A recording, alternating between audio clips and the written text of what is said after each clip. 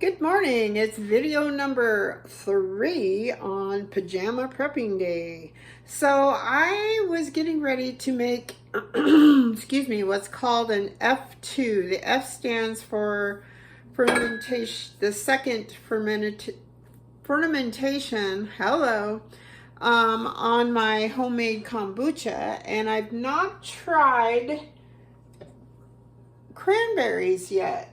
So last week or the week before when I went grocery shopping, they had all these little bags, and yes, I know these are not organic. It says they're all natural, but they're not organic. But these were on sale really cheap, and as you know, you cannot buy cranberries unless it's holiday season. So I bought like 5 bags of those because my next video, I'm going to be making homemade cranberry juice. I've never made that before, but for right now, I thought, ooh, I think what I'm going to do is make my F2 for my kombucha to be flavored with cranberries, because I love cranberries. They're very good for you. So what I have done when I buy these like this, I just throw them in the freezer, in the bag, just like this. And they have little holes in the bag, so they freeze individually, which is really nice. They don't clump together.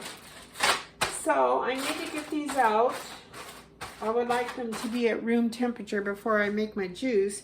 But for kombucha especially, you don't want to put anything really cold or hot into your kombucha brew that you've worked so hard. Otherwise, you're going to kill all the good bacteria, all the good stuff. So you have to be really careful. So what I have done is I have put these in a colander, just one bag, because I won't even need all of these. Excuse me. And I've ran warm water over them just to get them soft, and they are soft. So first of all, I still want to make sure they're still pretty chilly. So I think what I'm going to do is run another batch of warm water over them. I'll be right back. Okay, that's much better. They're room temperature now. And so I've done a lot of videos, not a lot, but a few videos on how to make homemade kombucha, how to do the F2 with your different fruits and things. But I thought, you know, this is something new to me, so I'm going to give it a try. I love cranberry juice. I made cranberry jam last year, and it was absolutely delicious. I'm not a big fan of cranberry sauce.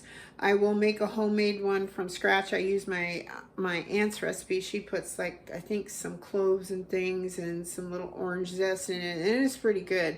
I don't like it mixed with my turkey. I'm kind of a weirdo, so yeah. But anyways, so I've got my cranberries. Let me show you what you're going to need. I have bought, between my sister and I, a bunch of prepared jugs or containers, glass containers of already kombucha. And then now I don't have to, but I usually make enough for 8 jars at a time. And then, of course, you've got your actual, and it looks hideous, I know, your kombucha brew. So you're gonna stir this up carefully. I've got so many scobies in here. I'm gonna have to take this out. This is crazy. And separate them. And I have a SCOBY Hotel. That one has air in it. That's kind of odd. But you can tell this is really active. It just keeps making a lot more. And your SCOBY, oh, I didn't pop it there. Your SCOBY Hotel, as you can see, I have one right here. And this is where you store your extra ones. And I try to give them away. And obviously I haven't given enough of them away. It forms, and it's at the top, and they just kind of peel apart. But in your hotel, you feed this only every 6 weeks, which is kind of nice. I make a new batch of the brew once a week. So once I do my F2, it'll be down, you know, to here. And so you're going to want to make a new batch. And I've got a video for that. I'll attach it to this one to teach you how to do that.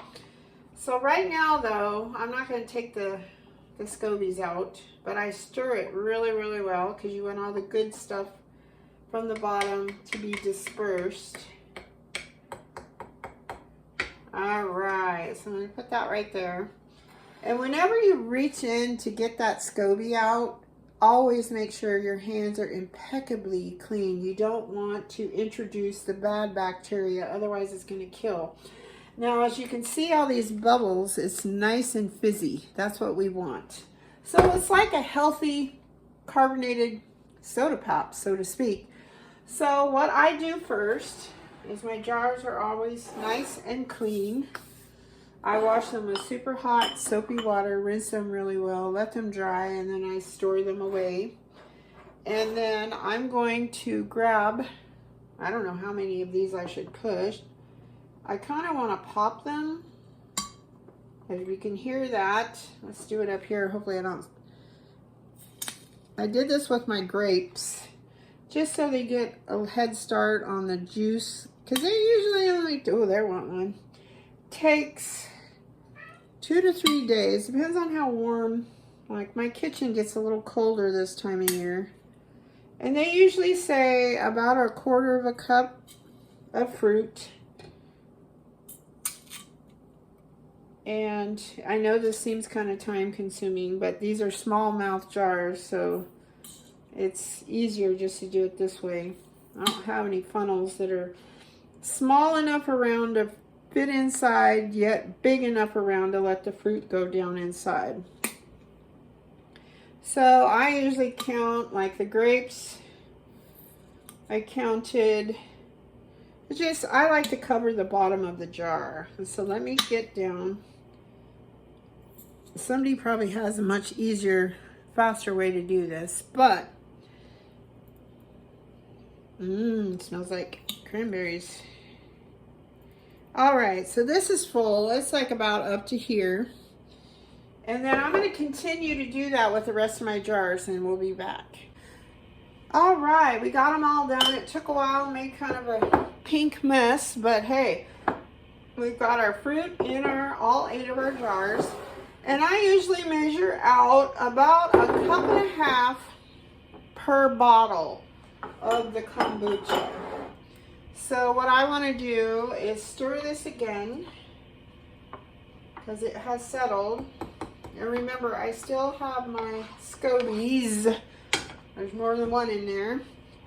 And then I fill my jar up, about 1.25 cups actually. Because you don't want to take all of this out. You have to have enough. They say 10% of your total volume before you pour it off. You want to leave that in there because that helps your next batch do its thing. So then you're just going to fill it up, put your lid on. You want to do it fairly tight. And then you're going to burp these 2 or 3 times a day, which simply means take this off, let the carbonation that builds up out.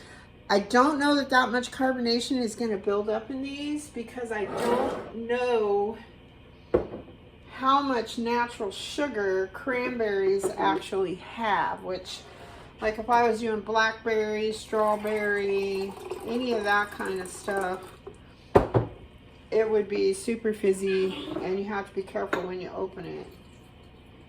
And once I burp them, I try to kind of invert them a little bit, just to kind of stir things around.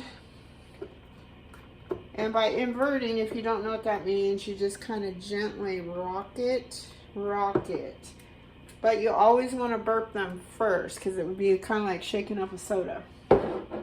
And then you just continue on until all your little jars are filled. And then once you get it to where you want it, like I said, this time of year is going to take me probably 2 or 3 days, maybe even longer, since the cranberries don't have a lot of sugar in them. And we'll see how that works out. And then we are going to, once you get them where you want them, at least, I would say at least 2 to 3 days. Summertime it's usually only 2. And then I put them in the refrigerator, and what that does is slows the fermentation process way down. And so these will last me all week. I drink one a week. It's so good for your gut health. It's crazy good for your gut health. And that's all there is to it. So if you have any questions, drop them in the comments. You don't need to watch me fill the rest of this. I will try to attach my kombucha brew, because you got to keep feeding this or your little SCOBY will die, and your SCOBY is what you need to continue making your kombucha. So I hope everybody's having a great day. We're having a rainy day. We need the rain, so thank you, Lord, for that. Hubby's out working in this right now, so I feel kind of bad about that. So I'll have it nice and toasty warm and a hot meal when he gets home. But be safe out there, and thank you for watching, subscribing, sharing, and commenting, and God bless. Bye-bye.